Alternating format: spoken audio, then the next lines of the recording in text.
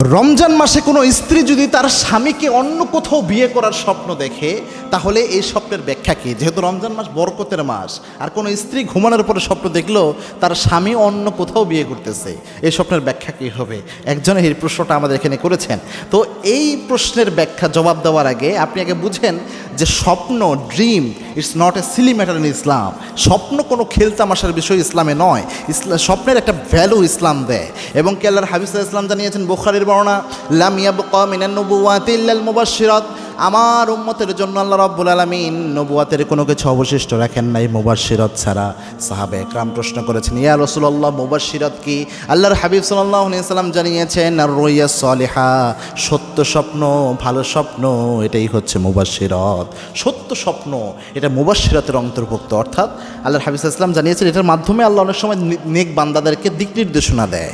তো বিয়ে তো ভালো, কল্যাণকর, কোনো ব্যক্তির স্বপ্নে বিয়ে দেখা কল্যাণকর। তো স্বামীর বিয়ে হচ্ছে আরেক জায়গায়, এই স্বপ্ন রমজান মাসে দেখা, এটা আবার কল্যাণকর হয় কিনা? মুহাম্মদ ইবনে সিরিন রাহিমাহুল্লাহ তিনি বর্ণনা করেছেন, কোনো মহিলা যদি স্বামীর বিয়েও দেখে, যে কোনো বিয়ের স্বপ্ন দেখলো, বিয়ের স্বপ্ন দেখা মানে বিয়ে হবে ব্যাপারটি এমন নয়।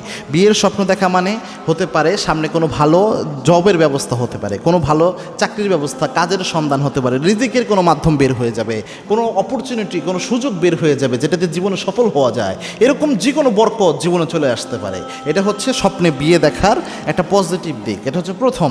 2 নম্বর, এই স্বপ্নটা আপনার এমনও হতে পারে, যে বোন স্বপ্ন দেখেছেন, এমনও হতে পারে যেহেতু রমজান মাস, এটা রমজান মাসে এই স্বপ্ন দেখা মানে এই নয় যে আপনার স্বামী আরেক জায়গায় বিয়ে করবে। ব্যাখ্যাটা এমন হতে পারে, আপনি হয়তো আপনার স্বামীর বিয়ে নিয়ে অনেক বেশি কনসার্ন, যার কারণে এটাকে আর রুইয়া নাফসানি, অর্থাৎ সারাদিন যা চিন্তা ভাবনা করেন ওই চিন্তার আলোকে এই স্বপ্নটা দেখেছেন।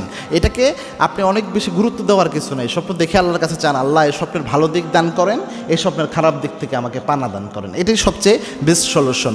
3 নম্বর, এমন হতেও পারে কয়েকজন মুহাদ্দিস মানে স্বপ্ন বিশারদগণ এইভাবে ব্যাখ্যা করেন যে স্বামীর বিয়ে অন্য কোথাও দেখা মানে স্বামীর মন হয়তো স্ত্রীর উপর সন্তুষ্ট না, যার কারণে এরকম দেখায়। তো সেক্ষেত্রে আপনি আল্লাহর কাছে দোয়া করেন, আল্লাহ আমার স্বামীর যেন আমার দিকে মন ফিরে যায়, এরকম ব্যবস্থা আল্লাহ আপনি করে দেন। এবং স্বামীর সাথে ভালো আচরণ করার চেষ্টা করেন। স্বামীরাও চেষ্টা করবেন স্ত্রীর সাথে সবচেয়ে শ্রেষ্ঠ আচরণ দেওয়া। আল্লাহর হাবিব জানিয়েছেন, খেয়ারুকুম লিনিসাইকুম, তোমাদের মধ্যে ওই পুরুষ আল্লাহর কাছে সেরা হয়ে যায় যে পুরুষ তার স্ত্রীর কাছে সেরা হয়।